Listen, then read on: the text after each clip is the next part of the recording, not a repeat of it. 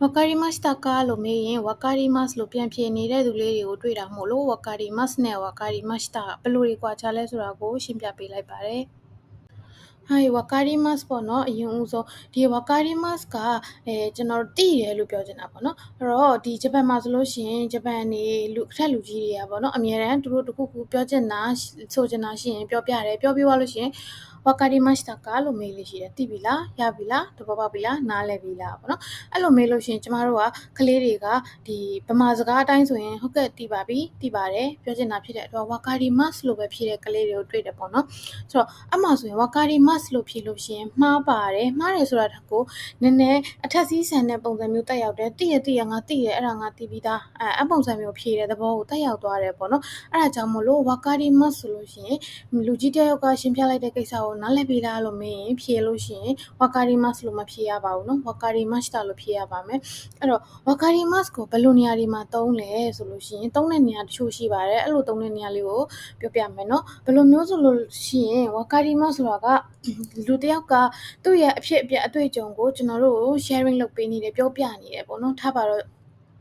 အလုပ်ထဲမှာဒီလူကတော့ဒီလိုဖြစ်တယ်ငါအရန်စိတ်ညစ်ရတယ်အလုပ်လုပ်ရတာအဆင်မပြေဘူးလို့ပြောပြနေတယ်အဲ့လိုမျိုးအတွေ့အကြုံအဲ့လိုမျိုးခံစားချက်ကိုကျွန်တော်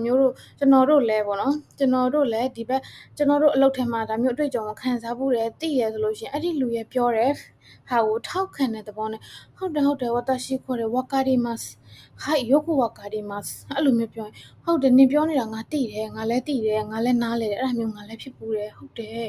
အဲ့လိုမျိုးကိုချင်းစားတယ်အဲ့လိုမျိုးပြောချင်တဲ့ချိန်ဆိုလို့ရှိရင်わかりますလို့ပြောလို့ရတယ်ပေါ့နော်ကိစ္စတစ်ခုခုကိုသိလားလို့မေးလို့ရှိရင်わかりますလို့ပြောတာထက်ကိုわかっていますလို့ပြောတာကပို့ပြီးတော့မှသဘာဝကျတယ်わかりますဆိုတာကခံစားချက်တစ်ခုခုကိုနားလည်ပေးတယ်ကိုချင်းစားပေးတယ်ဆိုတဲ့နေရာမှာပဲသုံးတာများပါတယ်အဲ့တော့သုံးမျိုးပြောလို့ရတယ်နော်ဟဲ့အောင်ဒါနင်သိလားဆိုရင်သိတယ်ဆိုはいわかっていますလို့သုံးလို့ရတယ်လို့နောက်တစ်ခုက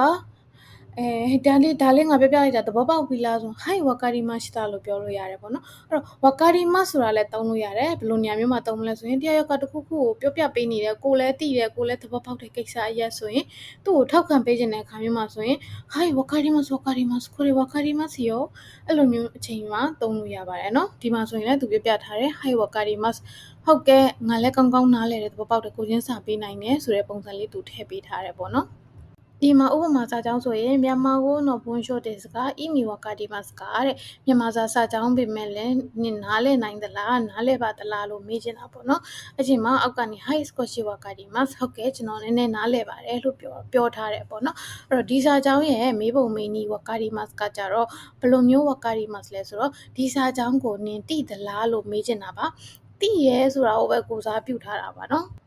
တိနာကိုပဲကိုစားပြုတာရှင်းပြထားတဲ့ရှင်းပြချက်ကိုနားလည်လားသဘောပေါက်လားမေးချင်တဲ့သဘောမှာပါတဲ့အတွက်ဒီနေရာမှာဆိုလို့ရှိရင်ကျွန်တော်သိတယ်ငါသိတယ်နည်းနည်းသိရဲလို့ပြောချင်少しわかりますဆိုပြီးတော့မှသုံးလို့ရပါတယ်はいわかりましたပေါ့နော်ဒီမှာわかりましたဆိုလို့ရှိရင်ကြတော့တယောက်ကအကြောင်းအတစ်ခုရှင်းပြလိုက်တာပေါ့နော်တခုခုဒါကတော့ဒီလိုရှိတယ်ဒီလိုပါဆိုလို့ရှိရင်အောက်ကဟုတ်လားဟုတ်ကဲ့ကျွန်တော်သိပါပြီကျွန်တော်သဘောပေါက်ပါပြီလို့ပြောချင်တဲ့အချိန်မှာဆိုရင်နော်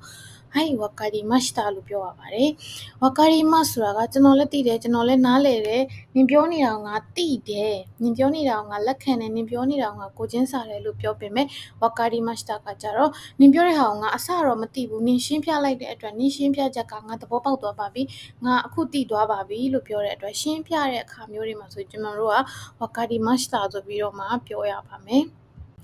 ဒီမှာဥပမာစာကြောင်းမှာဆိုရင်日本ではゴミを分けてから捨てますわかりましたか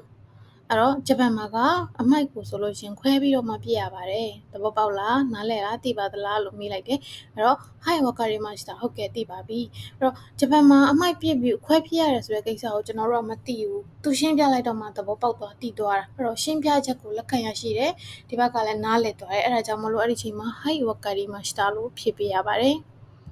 はいအခုကတော့わかりますနဲ့わかりましたကိုခွဲခြားပုံလေးကိုရှင်းပြပေးခဲ့တာဖြစ်ပါတယ်အဆုံးထိကြည့်ပေးလို့ကျေးဇူးများတင်ပါတယ်နောက်ဗီဒီယိုတွေမှာပြန်လည်ဆုံတွေ့မယ်နော်တတာ